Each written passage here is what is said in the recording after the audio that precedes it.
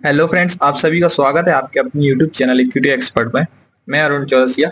आज बात करने जा रहे हैं एक और आईपीओ के बारे में जो अभी आदमी कंपैरिजन कर रहा है उसका बजाज हाउसिंग फाइनेंस से। क्या बजाज हाउसिंग फाइनेंस जैसा रिस्पॉन्स मिलेगा, लिस्टिंग इन मिलेगी कि नहीं मिलेगी इस आईपीओ में, इस सब के बारे में बात करेंगे अपन इसी वीडियो में। ठीक है, तो वीडियो को पूरा देखें, पूरा डिटेल से वीडियो बनाइए। कंपनी के फाइनेंस से लेके कंपनी के प्रमोटर और प्रोजेक्ट के बारे में ही पूरा बताया गया है इस वीडियो में। तो आप पूरा वीडियो को देखें। कंपनी का जीएनपीए लास्ट में बताऊंगा कि कितना जीएनपीए भी करंट में चल रहा है और सब्सक्रिप्शन कितने हुए हैं, इसमें अप्लाई करना है कि नहीं करना है, मेरा पॉइंट ऑफ व्यू क्या है, मैं पूरा आपके सामने रखूंगा। फिर आप अपना पॉइंट ऑफ व्यू मुझे कमेंट करना। तो चलिए वीडियो को स्टार्ट करते हैं, देरी नहीं करते हैं। ठीक है, तो सबसे पहले अपन वीडियो को स्टार्ट करते हैं। Let's go now. कंपनी का नाम है मानवा फाइनेंस लिमिटेड। ठीक है, इसका आईपीओ आ रहा है। आईपीओ आपका ओपन हो जाए 23/9/2024 को और आईपीओ क्लोज डेट है आपकी 25/9/2024 को। फेस वैल्यू 10 रुपए पर इक्विटी शेयर पे फेस वैल्यू पे कंपनी इशू कर रही है शेयर को। और प्राइस बैंड आ रहा है निकल के 114 टू 120 रुपए पर शेयर। ठीक है, कंपनी ने डिसाइड किया 114 आपको रिटेल कैटेगरी में डालना पड़ेगा और 120 रुपए आपको एचएनआई कैटेगरी में डालना पड़ेगा। ठीक है, और आगे बात की जाए तो आप वही आईपीओ क्लोज हो जाएगा आपका 25 को और आपको अलॉटमेंट अगर मिल जाएगा आपको तो 26 तारीख को आपको पता चल जाएगा कि आपको अलॉट हुए हैं कि नहीं हुए, स्टेटस दिख जाएगा। और यदि अलॉटेड नहीं होते तो आपको रिफंड भी 26 तारीख को मिल जाएगा।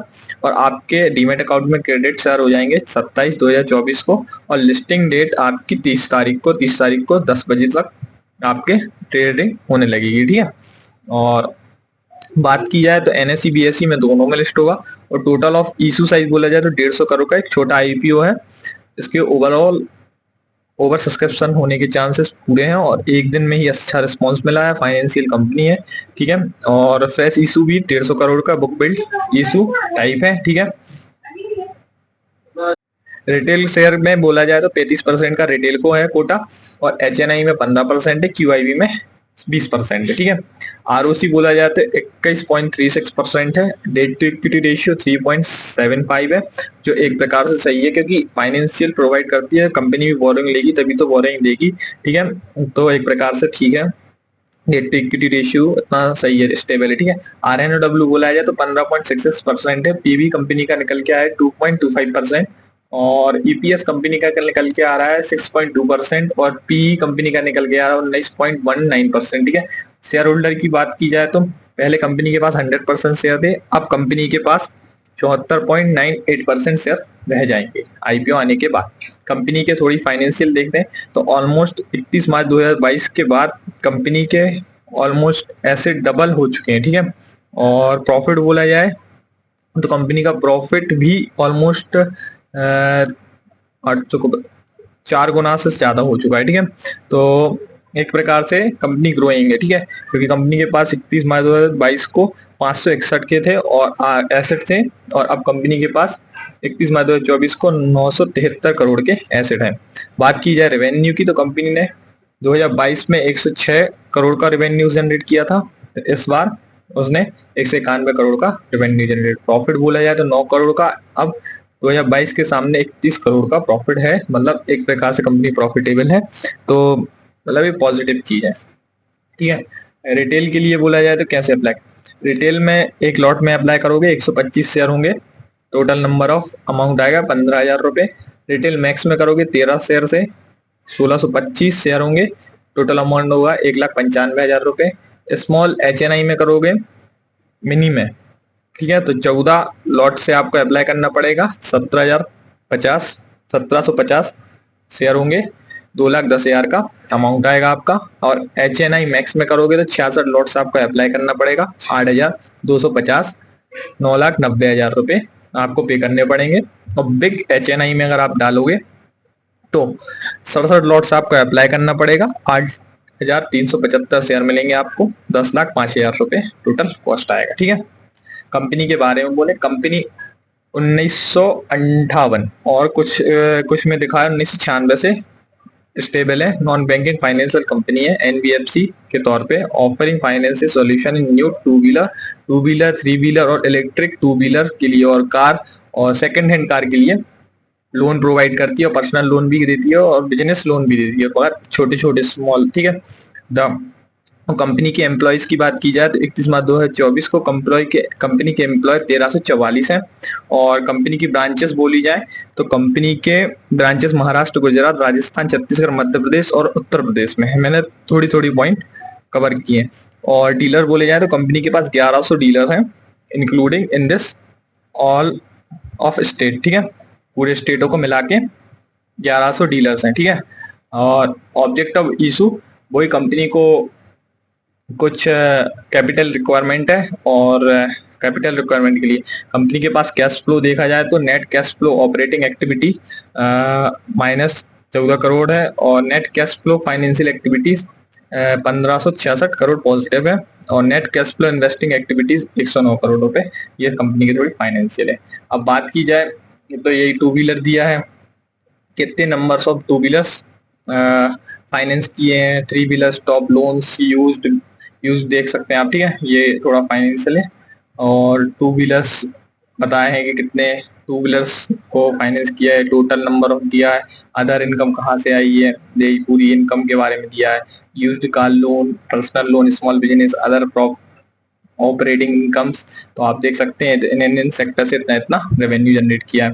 और कंपनी की स्ट्रेंथ बोली जाए तो कंपनी के डीलर्स हैं, 1100 डीलर्स हैं, अच्छे डीलर्स हैं, तो कंपनी एक सही है, ठीक है। The capacity is a separate is a previously untapped region now found as 16 states, ठीक है, across 6 states in western, central and northern India. Availability of a variety of affordable long-term loans, ठीक है, is a scalable operational model in driven by technology that offers a fast turn around time for loan processing, ठीक है। 5 से 30 day of March छोटे अवधि के लिए देती है, ठीक है। और बात की स्किल्सफुल मैनेजमेंट, इसके पास ग्रुप भी, प्रमोटर्स भी अच्छे स्किल्सफुल हैं, और एसेट क्वालिटी भी अच्छी है कंपनी के पास। और इसकी वीकनेस बोली जाए तो भाई सीधी बात है, वीकनेस ये है कि सबसे ज्यादा यदि कंपनी के डीलर्स जाते हैं जिससे टाइप की है कंपनी, ठीक है, तो उसको दिक्कत आ सकती है। हाँ, यदि 97% कंपनी देती है किसको loans, new cars deserve loan offering could be detrimental to its business expansion, future prospected and financial health, ठीक है। At a decline, the credit rating could result in higher borrowing cost, make it more difficult for the company to get financing and harm its company. In the previous financial year has had a negative cash flow, मतलब previous financial इसके negative operating activities, investing and financial activities constant negative can cash flow could affect and cash flow needs. अगर cash flow इसके पास negative आता है तो company को दिक्कत आएगी, वरना कंपनी को कोई दिक्कत नहीं आएगी, ठीक है। और यही डीलर्स के हैं, अगर डीलर्स में को कुछ दिक्कत होती है तो कंपनी को दिक्कत आएगी। ये कंपनी के थोड़ी वीकनेस पॉइंट है, आप थोड़ा और अंडरस्टैंड कर रहे हैं, ठीक है। देखें कंपनी की बात की जाए पीएस के बारे में तो बिट फिनसेवर लिमिटेड है, इसका फेस वैल्यू 2 है, और ईपीएस निकल के आया है उसका 1.08% और पी 13.6%, मतलब कंपनी इससे हायर पी में, ठीक है।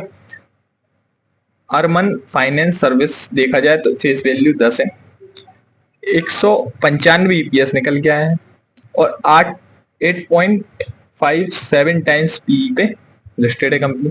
मास फाइनेंशियल सर्विसेज देखी जाए तो 10 के फेस पे है, 15 ईपीएस है, और 18 के पी पे, तो पी एक प्रकार से सही। इस इंडस्ट्री का हाईएस्ट पी देखा जाए तो कंपनी पी ज्यादा है, कंपनी का देखा जाए कंपनी का हाईएस्ट पी इस इंडस्ट्री का 18.13 है, लोएस्ट पी 8.57 है, और एवरेज पी 13.45% है, ठीक है। थैंक यू सो मच इस वॉचिंग वीडियो। अब अपन बात करते हैं कि इस आईपीओ में अप्लाई करना है कि नहीं करना। तो आपको अप्लाई करना है, लेकिन कैसे करना है, रिटेल कैटेगरी में अप्लाई करना है, ठीक है। एचएनआई कैटेगरी में अपन को अप्लाई करने से कोई फायदा नहीं है, क्यों, क्योंकि आईपीओ छोटा है, ठीक है, 150 करोड़ कोई बड़ा अमाउंट नहीं है, ठीक है। तो 150 करोड़ का आईपीओ है, ओवर सब्सक्रिप्शन होने के फुल चांसेस हैं, ठीक है। और देन सेकंड, आप अगर HNI कैटेगरी में कर भी देते तो आपका पैसा ही वेस्ट होगा, क्योंकि आपको मिलना है नहीं, मिलेगा आपको एक ही लॉट, क्योंकि बहुत स्मॉल IPO है। तो मेरी माने उस पैसों से घर के बहुत सारे डीमेट अकाउंट ओपन हो, तो उनसे अप्लाई करें, ताकि देयर चांस आपको 2 से 3 अलॉटमेंट मिल जाए। हो सकता है HNI में आपको पूरा मिल जाए, फिर आपकी वो है, मेरा पर्सनल ओपिनियन यही है। और ग्रे मार्केट की बात की जाए तो अभी रफली रफली ग्रे मार्केट प्रीमियम 50 से ऊपर चल रहा है, मतलब 63 से 64 रुपए आपको मिल जाएंगे grey market premium, current grey market premium के अकॉर्डिंग। ठीक है, अब आगे चल के कितना हो जाएगा नहीं बता सकते। दूसरा बजाज हाउसिंग फाइनेंस बनेगा तो ये नहीं हो सकता। बजाज हाउसिंग हाउसिंग फाइनेंस था। ठीक है, तो मैं तो रिटेल कैटेगरी में अप्लाई करूंगा, करूंगा तो ठीक है, मेरा तो पर्सनल ओपिनियन है, मैं इस IPO के लिए पॉजिटिव हूँ। अगर आपको करना है तो आप रिटेल कैटेगरी में अप्लाई कर सकते हैं, एक लॉट से करें, क्योंकि HNI कैटेगरी में कोई मतलब नहीं है। छोटा IPO 150 करोड़ का, ओवर सब्सक्रिप्शन हो जाएंगे, फर्स्ट दिन में ही अच्छा सब्सक्रिप्शन हो गया है, तो आप देख सकते हैं ना। तो इसीलिए मैं आपसे बता रहा हूँ कि आप रिटेल कैटेगरी में ही अप्लाई करें और अपने फाइनेंशियल एडवाइस से एडवाइस ले लें, क्योंकि मैं कोई सेबी रजिस्टर्ड पर्सन नहीं हूँ, तो मैं किसी को एडवाइस नहीं देता कि कहाँ इन्वेस्ट करना है और कहाँ आपको पैसे लगाना है। मैं तो बस आपको एक एजुकेशनल के तौर पे ये वीडियो बनाता हूँ, ना मेरा कोई ओपिनियन है कि कोई बाय करे, कोई सेल करे, या कोई पैसा अप्लाई करे। ठीक है, तो thank you for me this watching this video. आप सभी का दिन शुभ हो। वीडियो को like, comment and share and subscribe जरूर करें। धन्यवाद।